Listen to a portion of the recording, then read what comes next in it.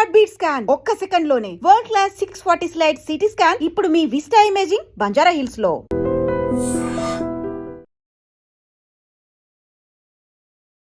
నమస్కారం, welcome to I dream. ధర్మ మార్గం విత్ విజిత కార్యక్రమానికి స్వాగతం.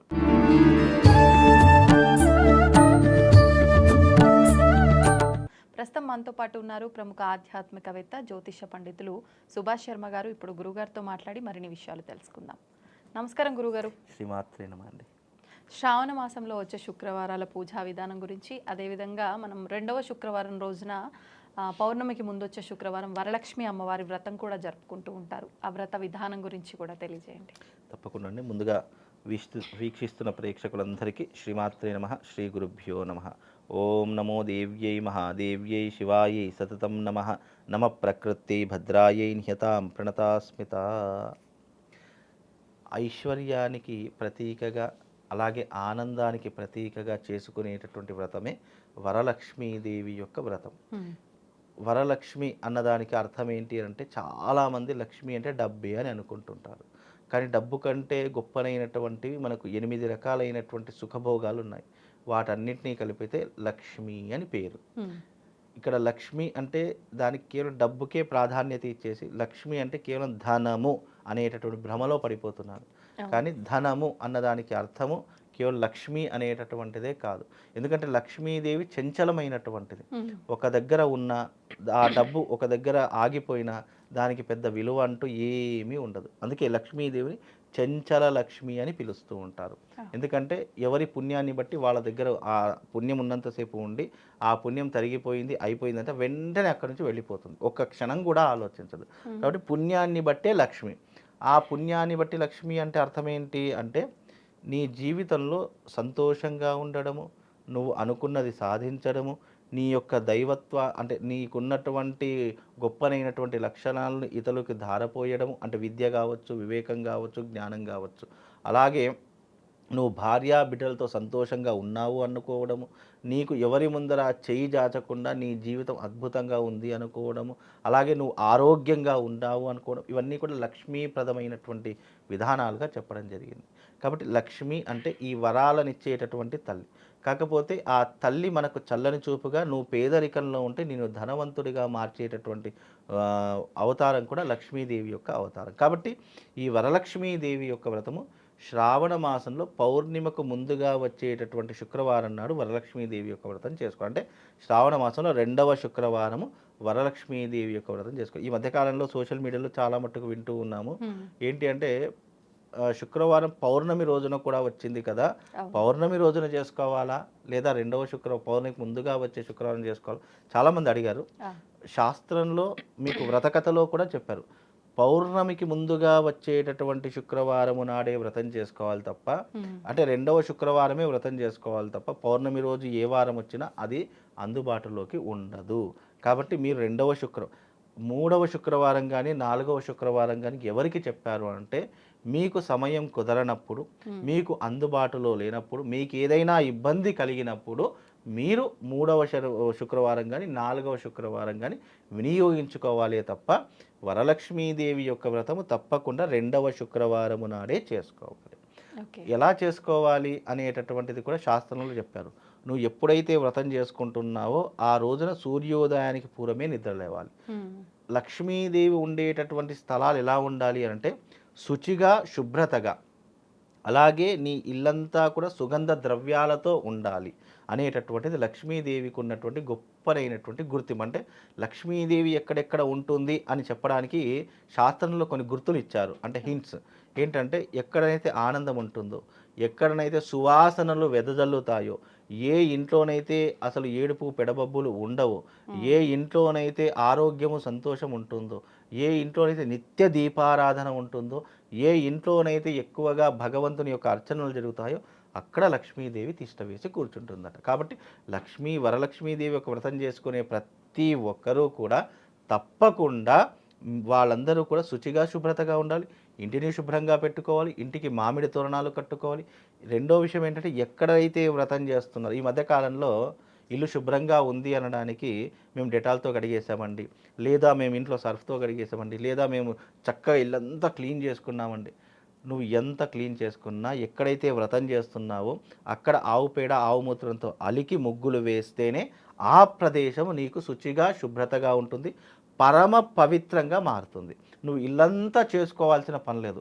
నువ్వు ఎక్కడనైతే పీట అమర్చుకుంటున్నావో ఆ ప్రదేశంలో గోమయం, గోపంచితంతో అలికి ముగ్గులు వేస్తేనే ఆ ప్రదేశము పవిత్రంగా మారుతుంది. అంటే ఒక విగ్రహము ప్రతిష్ఠ చేస్తే ఆ యొక్క ప్రతిష్ఠ చేసేటటువంటి గద్దె ఎంత పవిత్రంగా మనం పెట్టుకుంటామో అదే రకంగా వరలక్ష్మీదేవి యొక్క వ్రతం చేసేటటువంటి ప్రతి ఒక్కరూ కూడా ఆ యొక్క వరలక్ష్మీదేవి వ్రతం పెట్టేటటువంటి పీట దగ్గర ఆవు మూత్రం, ఆవు పేడతో అలికి ముగ్గులు వేస్తేనే అది పవిత్రంగా మారుతుంది. లేదు అంటే లక్ష్మీదేవి అస్సలికే రాదు. మనము పాతకాలం అంతెందుకండి, ప్రతి పూజలో మనము ఈ యొక్క గోమయం, గోపంచం ప్రతి ఒక్క దాంట్లో వాడుతుంటాం. ఎందుకు అంటే అది పవిత్రతను చేకూరుస్తుంది, పాపాలను తొలగిస్తుంది. కొంతమంది అప్పటి కాలంలో ఏం చేశారు అని అంటే కనుక ఆవు మూత్రాన్ని కూడా తాగేటటువంటి సందర్భాలు చాలా మట్టుకు ఉండేవి. ఎందుకంటే అవి క్యాన్సర్ రోగాలను తగ్గిస్తూ ఉంటాయి, బీపీ షుగర్లను తగ్గిస్తుంటాయి. ఒంట్లో ఏదైనా కొత్త రోగాలు వస్తే అవి రాకుండా వాటన్నిటినీ కూడా చంపేటటువంటి ఒక మంచి కెమికల్ లాగా ఉపయోగపడేటటువంటిది ఆవు మూత్రం. అది ఇప్పటికి కూడా చాలామంది రోజుకు ఒక స్పూన్ కూడా, అంటే ఈ మధ్యకాలంలో దాన్ని ఫిల్టర్ చేసి ఏదేదో చేసి అందరూ కూడా అమ్ముతూ ఉన్నారు. దాన్ని గోరోజనం, ఇంకా గోమూత్రం అని చెప్పేసి ఏదో ఆయుర్వేదికంలో అమ్ముతారు. కానీ అది అనాది కాలంగా, అంటే ఇప్పుడు కాదు, కొన్ని వందల వేల సంవత్సరాల నుంచే గోమూత్రం గురించి ఒక గొప్పైనటువంటి స్టోరీ ఉంది. దానికి ఒక హిస్టారికల్ స్టోరీ ఉంది. దానికి వైద్యపరంగా స్టోరీస్ ఉన్నాయి, శాస్త్రీయ పరంగా స్టోరీస్ ఉన్నాయి, వేద ప్రకారంగా కూడా కొన్ని స్టోరీస్ ఉన్నాయి. అంటే అది అంత పవిత్రమైనటువంటిది. అది ఎక్కడైతే ఉంటుందో అక్కడ శుచి, శుభ్రత ఉంటుంది, పవిత్రత చేకూరుతుంది. అందుకే వరలక్ష్మీదేవి వ్రతం చేసేటప్పుడు తప్పకుండా ఈ పని చేయండి. ఇప్పుడు అంటే సంవత్సరము అందరూ ఆచరిస్తూ ఉంటారు, కానీ కొంతమంది అనుకున్న కోరిక నెరవేరలేదనో లేకపోతే కొంచెం డిసప్పాయింట్ అవుతూ ఉంటారు. అంటే ఎందుకు నెరవేరట్లేదు అంటే పూజలో లోపం ఉందా, లేకపోతే చేసే విధానంలో లోపం ఉందా, కోరిన కోరికే తప్పు కోరిక, లేకపోతే అసలు ఏమనుకోవచ్చు అంటారు? ఇక్కడ ఇది కలియుగం. కలియుగంలో మానవుడు ప్రయత్నపూర్వకంగా వెళ్ళాలే తప్ప ఇది చేస్తేనే ఇది నెరవేరుతుంది అంటే జీవితంలో ఎప్పటికీ నెరవేరదు. ఇదే కాదు, ఏదీ నెరవేరదు. బికాస్ ఏంటి అని అంటే కనుక ఇది కలియుగం. కలియుగంలో భగవంతుడి యొక్క అనుగ్రహం చేసుకుంటూ వెళ్ళిపోవాలి తప్ప ఇది చేస్తే ఇది వస్తుంది అని నీ మైండ్లో ఎప్పుడైతే ఫిక్స్ అవుతుందో నీ జీవితంలో అది రాదు. నీ మానవ ధర్మం. ఇప్పుడు నేను వరలక్ష్మి వ్రతం చేశాను, నాకు ఇల్లంతా డబ్బుతో నిండిపోవాలి అంటే అది సాధ్యపడదు. ఎందుకు అని అంటే పూర్వకాల పద్ధతులు వేరే. మనకు 4 యుగాలు ఉన్నాయని శాస్త్రం చెప్పింది. కృతయుగము, త్రేతాయుగం, ద్వాపర యుగం, కలియుగం. కృతయుగంలో దేవతలందరూ మనం ఎలాగైతే మన రోడ్ల మీద నడుస్తున్నామో అలాగే భూలోకంలో సంచరించేవాళ్ళు దేవతలు. ఆ యుగం అయిపోయింది. అంటే ధర్మం 4 పాదాల మీద నిలబడింది. త్రేతాయుగం వచ్చింది. త్రేతాయుగం రాక్షసుడు పురుడు పోసుకున్నటువంటి యుగము. ఎప్పుడైతే త్రేతాయుగం ప్రారంభమైందో, రాక్షసుడు పురుడు పోసుకున్నారో అప్పుడు అధర్మం అనేటటువంటిది పుట్టింది. అంటే ధర్మము 3 కాళ్ళ మీద నిలబడింది. కృతయుగంలో 4 పాదాలు, త్రేతాయుగంలో 3 పాదాలు, ద్వాపర యుగానికి వచ్చేసరికి 2 పాదాలు, కలియుగానికి వచ్చేసరికి ధర్మం 1 పాదం మీద నిలబడింది. అంటే ఇక్కడ అధర్మమే ఎక్కువ. అంటే ఎగ్జాంపుల్గా మీ ముందర నేను పొగిడాను, మిమ్మల్ని టాప్కు ఎత్తేసాను అనుకోండి, మీ మనసులో ఏమైపోతుంది అంటే అబ్బా నా గురించి మంచిగా పొగుడుతున్నారని చెప్పేసి మనసులో మనం హ్యాపీగా ఫీల్ అవుతాం. ఎదుటి వారికి ఎక్స్ప్రెషన్ చేయకుండా మనసులో అయినా హ్యాపీగా ఫీల్ అవుతాం. అంటే కలియుగంలో ఏంటంటే మోసం చేసేవాడికి, అలాగే మాయ మాటలు చెప్పేవాడికి, అలాగే ఎదుటివాడిని నమ్మించి గొంతు కోయడానికి ఈ యుగము చాలా ముందుంటుంది. అదే నువ్వు ధర్మం చెప్పండి, న్యాయం చెప్పండి, లేదా సద్బుద్ధులు కలగడానికి మంచి మాటలు చెప్పండి, ఇవన్నీ కూడా పిచ్చివాడు అని ముద్ర వేసి పక్కన కూర్చోబెడుతుంది. అంటే కలియుగంలో ఏంటి అంటే వీటన్నిటికీ అతీతంగా వెళితే అప్పుడు నువ్వు చేసుకున్న కర్మకు నీకు ఫలితం వస్తుంది అనేటటువంటి దీని సారాంశం తప్ప ఇప్పుడు వరలక్ష్మీదేవి యొక్క వ్రతం చేస్తేనే డబ్బు వస్తుంది అని అంటే ప్రతి ఒక్కరు, అంటే ప్రపంచంలో ఉన్నట్టు ప్రతి ఒక్కరు శ్రావణ మాసం ఎప్పుడెప్పుడు వస్తుందా, వరలక్ష్మీదేవి వ్రతం ఎప్పుడెప్పుడు చేద్దామా, ఇల్లంతా ధనం నింపుకుందామా అని అనుకుంటాము. కానీ అంత శక్తి రావాలి అంటే మనిషిగా మనం అర్హత పొందాలి, మన యొక్క మనస్సు కల్మషం లేకుండా ఉండాలి, జీవితంలో ఎప్పుడూ నీ నోటి నుంచి అబద్ధం రాకుండా ఉండాలి, నువ్వు 10 మందికి సహాయం చేసేటటువంటి తత్వంలా ఉండాలి, అలాగే నువ్వు ఎప్పుడూ కూడా ధర్మాచరణ ఏదైతే చెప్పిందో అది తూచా తప్పకుండా పాటించాలి. అప్పుడు నువ్వు వద్దన్నా నీ ఇల్లంతా బంగారంతో నిండిపోతుంది. అలాంటి వ్యక్తి ఒక్కరైనా ఉన్నారు అని అంటే అప్పుడు నువ్వు చేసినా నీకు పుణ్యం రాలేదు అంటే మనం మాట్లాడచ్చు.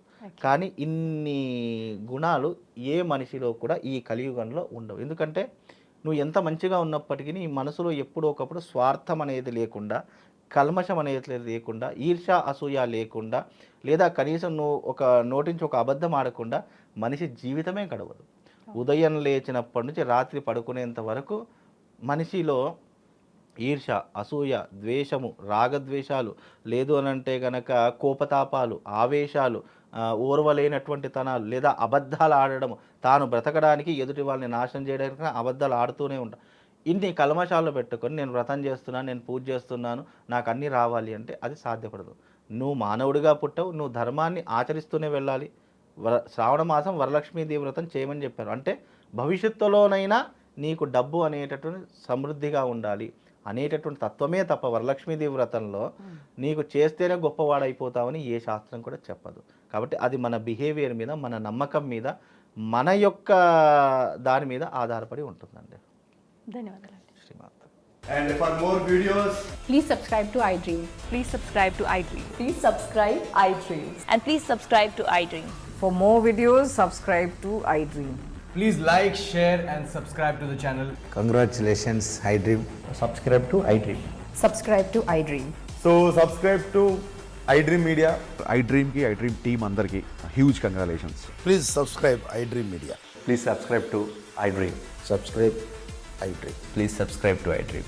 iDream అంటే నా కళల ఛానల్ సబ్స్క్రైబ్ చేసుకున్న నోరు తిరుగుతలేదు, మీరైతే గంట గుర్తు కొట్టండి. For more such videos, please subscribe to iDream.